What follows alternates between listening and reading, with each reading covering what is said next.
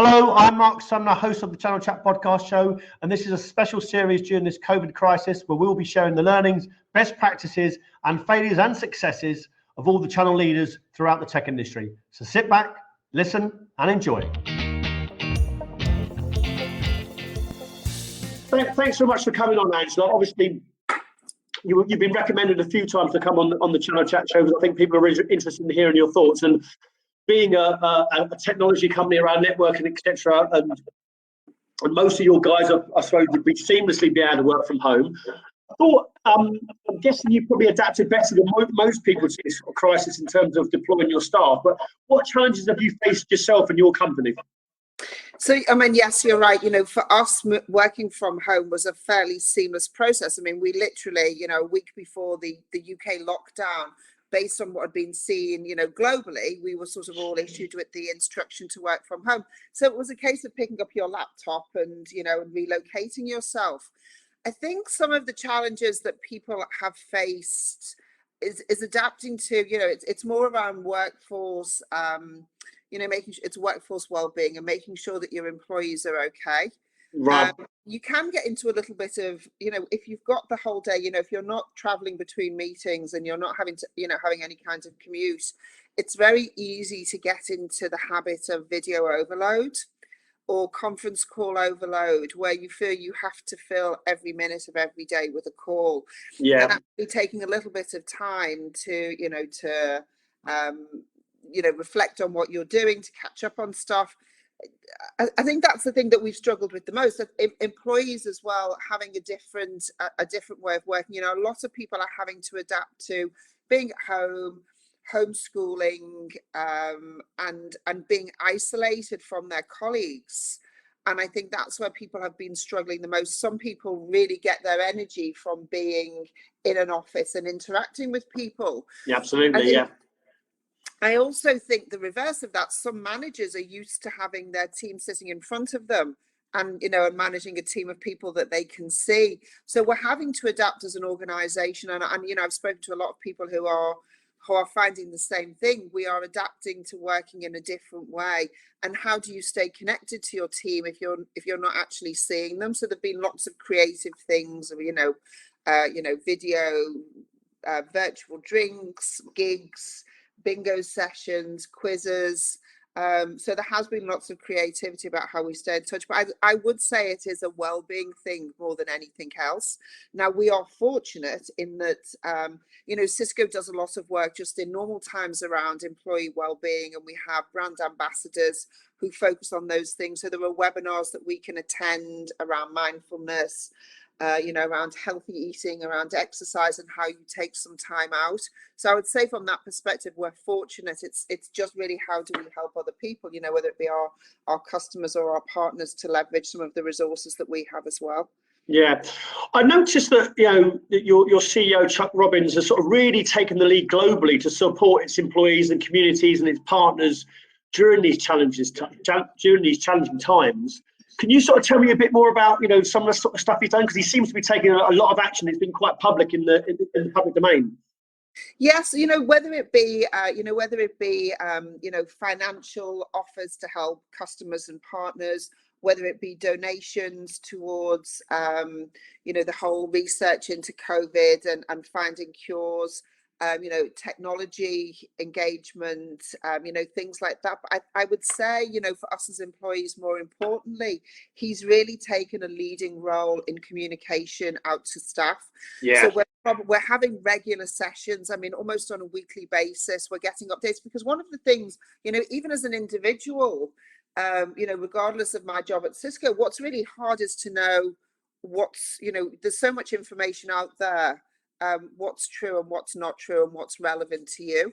Yeah. So Chuck and his leadership team have been very proactive in reaching out to staff, in arranging sessions, bringing in experts, who can talk about what's going on in the world. Really, I think, primarily just to keep the Cisco workforce reassured on, what it's going to mean to them. I mean, there's been lots of talk around, furloughing staff, and, he's made a commitment that nobody in Cisco will be furloughed. Which was great, absolutely great, yeah. Which is great, because in troubled times, at least people feel comfortable. So he has been, he's been really good in rallying, his leadership team as well, and he has been, very, very visible, I think, in the global press as well, around some of the things that Cisco are doing. But I think more importantly, as an employee, it's been what he's been doing internally has been really valuable. Yeah, no, I echo that. I've seen some of the stuff he's been doing, and I think it's been great. And to come out publicly and say that he, won't be furloughed staff, and it's a brave thing to do, because we don't know how long it can go on for, do we? So we are very brave. Andrew, in terms of sort of supply, have you had any sort of main challenges around sort of getting supply of kit and products and services into the market? Not significantly, no. I mean, obviously the biggest constraint that you have, if you're either delivering product to site or you're trying to deliver services, it's your ability to be able to get to site, for people to receive them, for people to be able to get on site and do installations. And I think that's one of the things that's been a little bit of an inhibitor. Obviously, we've done a huge amount of work with with the NHS, with some government departments, around helping them to deploy technology to allow them to do what they need to do, significantly around the Nightingale hospitals. But I think it has more been, where there is a physical need to do something, has been the biggest challenge that we've faced. Yeah, absolutely. And you touched on this earlier about sort of well-being for your staff. Have you done anything sort of significant in terms of, you mentioned sort of virtual drinks and stuff like that, but is there any sort of significant things around mental health and well-being and making sure they're not isolated? Is there any other initiatives you've been doing? So we have a brand ambassador, a guy called Jesse Pavelka, who does ongoing webinars for staff, and it would be around mindfulness, well-being, and that encompasses all aspects. So it's not just about your working day, it's about eating and nutrition, it's about exercise and well-being. So we have that's an ongoing thing in Cisco. It's not just a here and a now. So that's something which has been ramped up, and the constant communication out to employees. We have services that people can access around, if they feel like they're struggling with isolation. We have, counselling services that people can access if they need to talk to somebody. And we're being encouraged as managers to keep in touch with our teams in whatever way necessary, probably more so than we would normally, and try and identify people who are struggling and make sure that we offer them the resources that are there to them.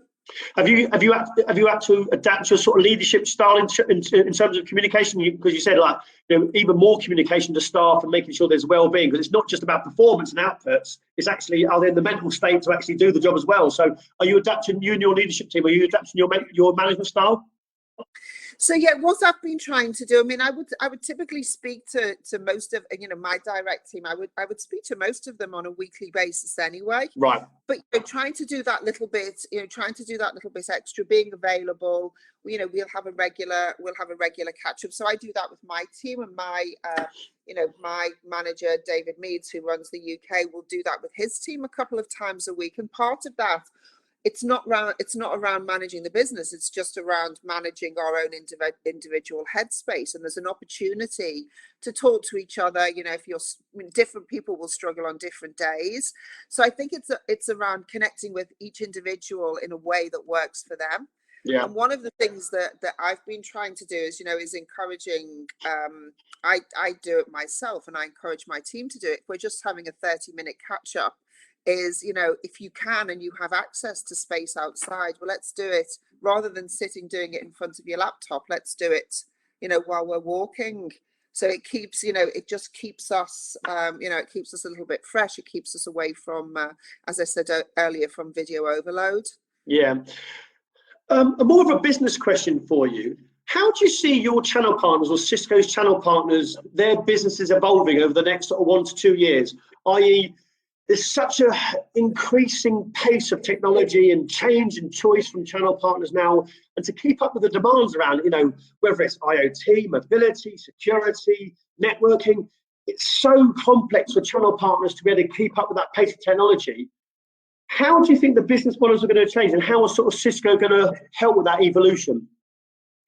So one of the things that I always say, if I have a meeting with a partner, it's, the first thing is they need to be really clear about what it is that they want to be famous for. I think the days of every, of partners being able to be a master of every single technology is just not feasible anymore. So, my advice is always, think about what you want to be famous for, whether that's a technology area, whether it's a customer segment. And, our job is to make sure that we understand that. And then it's for us to really bring the best of Cisco, whether that be technical resources, whether it be, solution support, business support. It's really for me and my team to be able to bring the best of Cisco to them, and also to keep some of the other noise at bay. It's a big organization. Everybody, wants their technology area, their solution, their product, in the hands of the most partners. But really, it's for me and my team to make sure that we don't overload partners and take them away from the things that they want to be famous for. Yeah. And I think that's one of the things that we've tried to do over the last few years, is shift that mindset.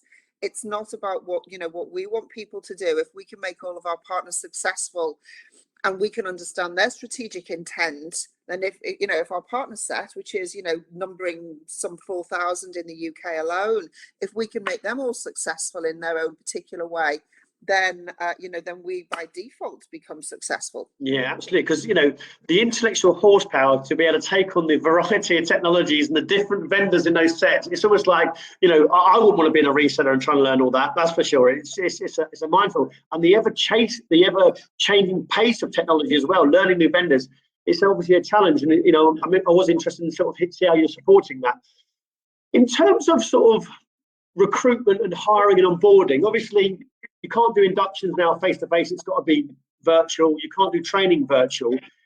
Has that been a challenge, actually getting people started and onboarded and signed to teams over this period?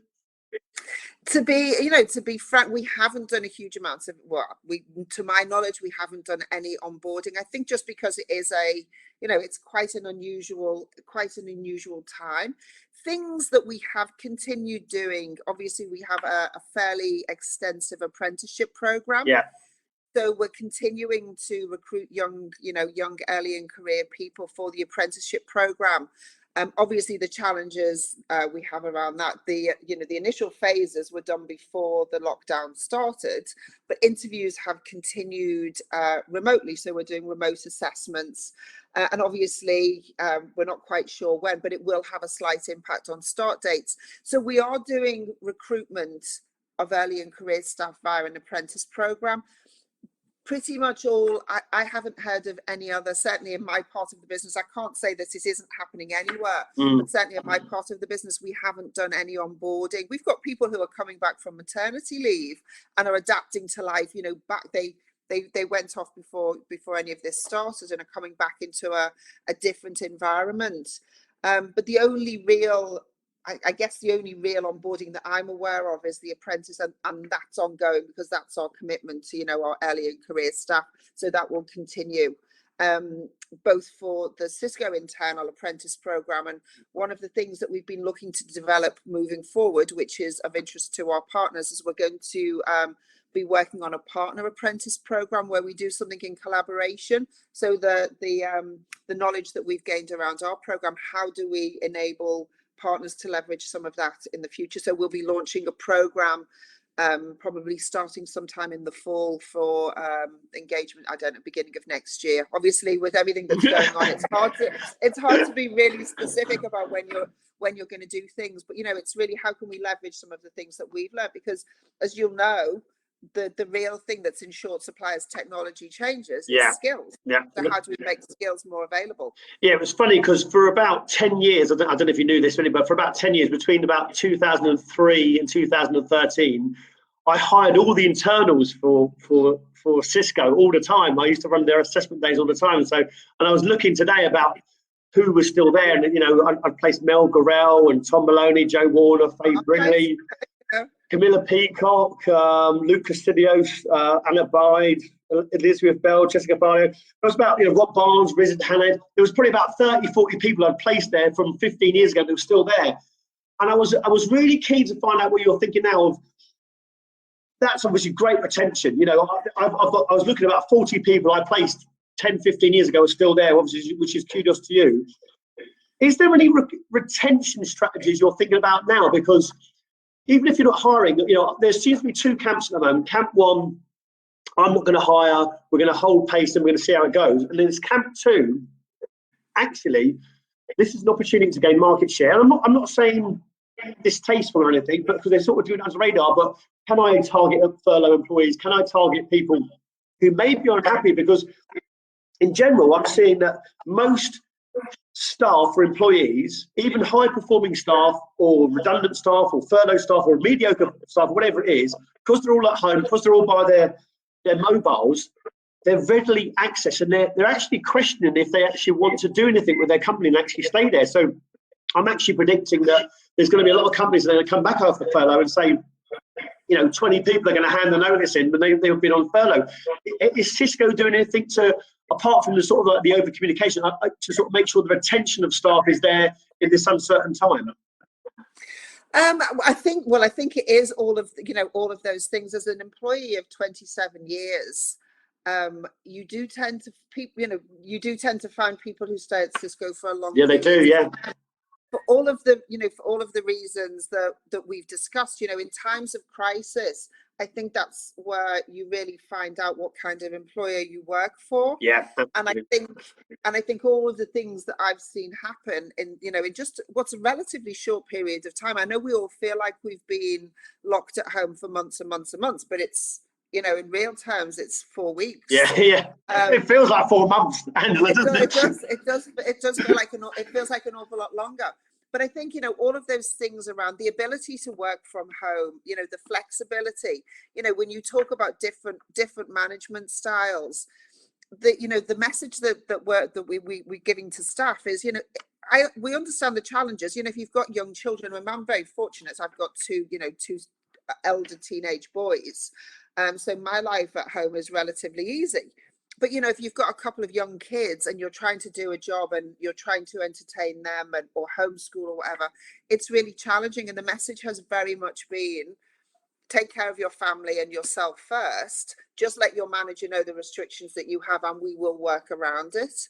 You know, the fact that we get access to to people who will talk about mental health and well-being. We have access to counselling services if needed, and a leadership team that are making themselves available to talk, you know, on a regular basis to employees. All of that, I think, all of those things, I think, are what, you know, drives loyalty within the Cisco community. Yeah. I'm not saying that people don't leave, because obviously, of course they do. But I think if I could say one thing that I've seen across my career, it's in times of need where I've seen Cisco really steps up to the mark, and this is no different. Yeah, absolutely, because you know, Cisco obviously a leader in sort of mobility, anytime, any place, anywhere sort of thing, which has been great. So that I can see those communication tools. So we all knew about the communication tools. We all knew about video conference. We all knew about video platforms, and yet most companies, like mine, end user companies, we just weren't adopting it. Do you think this will now be the norm, that people will suddenly think, instead of going to see Angela in Bedfont Lake, so actually I could get Angela to have this video meeting and just be potentially as effective?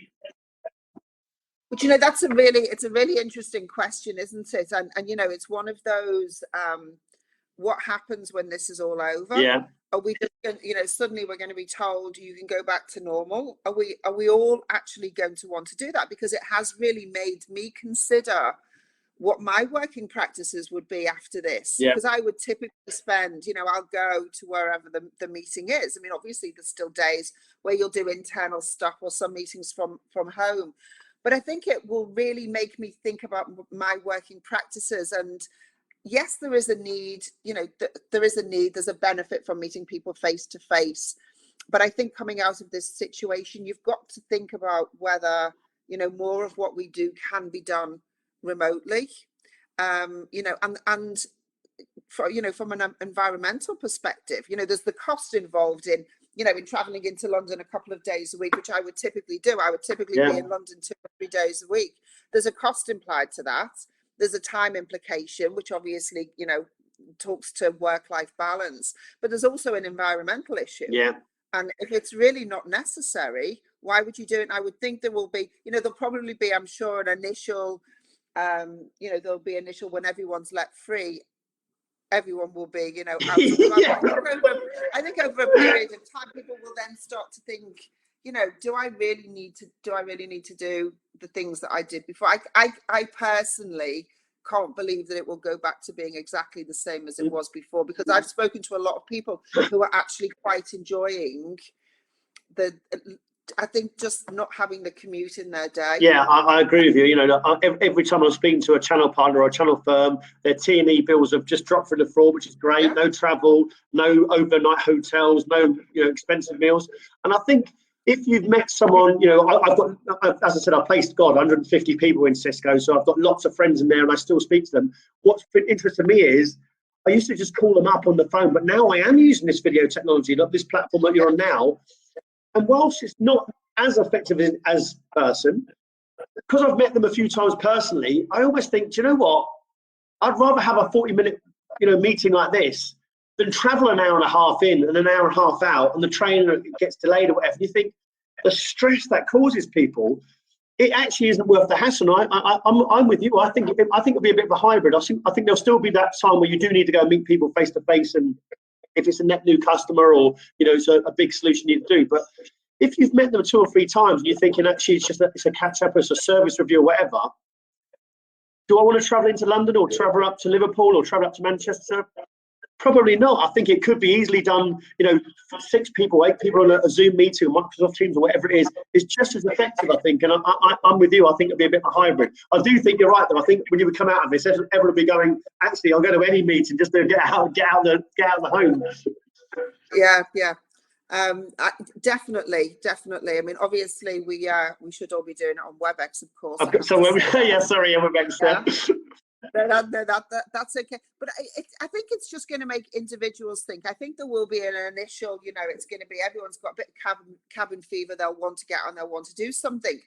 But, you know, it does make you think, because we're in unprecedented times, you know, that just the whole spread of this disease and how quickly it spread, it does make you think, doesn't it? Do you actually want to go back to doing the things that you did before? Do you want to go back to being on packed trains and tubes? No, no, I don't.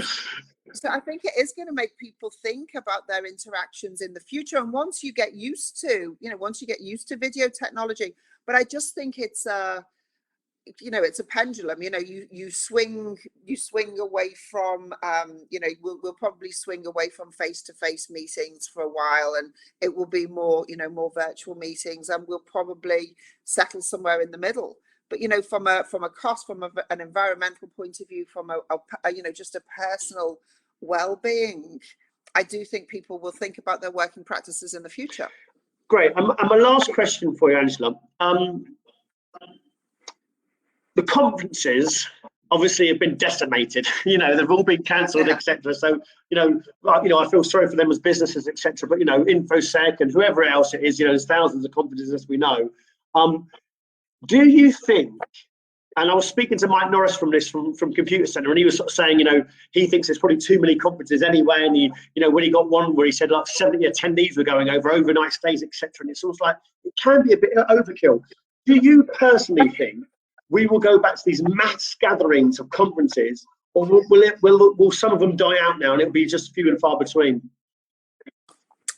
That's a really interesting question. So we would, as a company, we would typically have our sales conference in Las Vegas in August. Obviously has been, you know, it's been changed now to a virtual conference.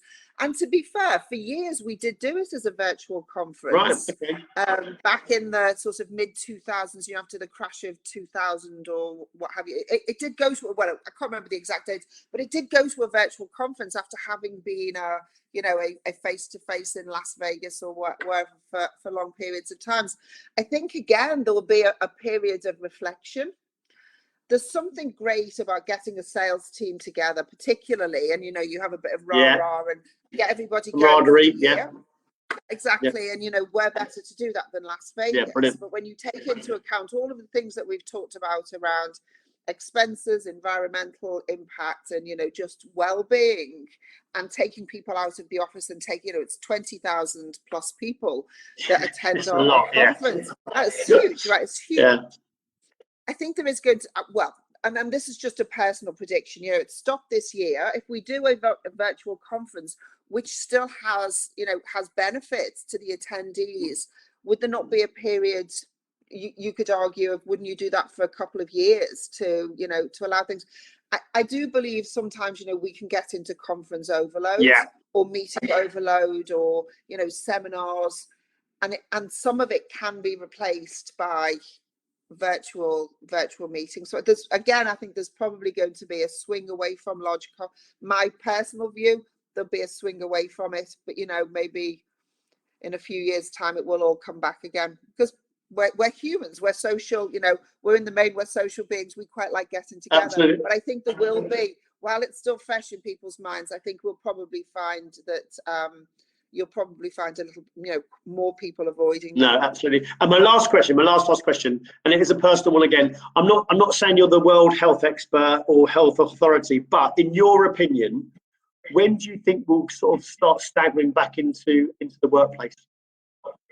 Oh, goodness me. That's a really interesting question. And I've personally stopped watching the news on a regular basis because I honestly don't know. Right, yeah.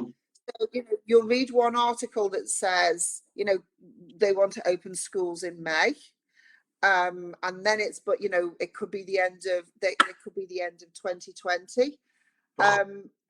Honestly, I honestly don't know. I honestly, because it's a really difficult question. I mean, I would say, if I'm looking at what I've got in my head, that I'm going to be working from home until the end of June. Really? Yeah. I'm sort of thinking the end of May, just because I don't think UK PLC can cope with it otherwise. I think, there's going to be a real balance into fact, well, this mental health and isolation and suicides and all these sort of things that are going to, horribly events that are going to come out of this. I'm not sure if UK PLC can cope with going that far, because I think if we don't go back in a few weeks, there's going to be a whole other array of problems that are come out. I hope I'm wrong. I want to go back in 3 weeks after this lockdown. I'm hoping they'll stagger it back then. But if we get to the end of June, I've seen some reports that say, bars and restaurants aren't going to open till the end of the summer. Yeah. I think for me, the worst thing would be that suddenly everyone's allowed back out and there's a reoccurrence, and then you have to go back to it. I think that would almost be worse than staying at home a little bit longer. I do really feel for people. I'm fairly fortunate, where I live backs onto farmland, so I've got space outside. I can get out, I can exercise. In fact, the thing that I'm loving is, the weather's nice and I'm able to exercise more than I normally would. Yeah, it's great, isn't it? Yeah. It's hotter than Spain at the moment, apparently. It's hotter than Spain, which is great, yeah. And I do feel for people who can't do that, and I understand that therefore there are people who are probably desperate to, to get back to how things were before. But I think for me, the worst thing would be being allowed out and then being told it's come back again, people are getting sick again, and the whole thing restarts. I would rather be a little bit more cautious. And also, it's always better to set your expectations a little bit further out and then have a more positive result. I will be glad, there's a few things I'm looking forward to. I need a bit of a, lockdown haircut. Need to get my grey sorted out, and a few things like that. But other than that, I'm just going to play it by ear. I think everyone's got those things in their head, that as soon as lockdown is done, they're going to get sorted. Yeah, absolutely. Angela, look, pleasure speaking to you. You've been a fabulous guest, so thank you. Thanks for joining us and listening to another episode of our Channel Chat podcast. If you've enjoyed what you've heard and are listening on iTunes, please could you give us a review and subscribe in order to get the newest episodes as soon as they're released. Otherwise, as always, we release an episode every Thursday at midday, so hopefully you can join us then.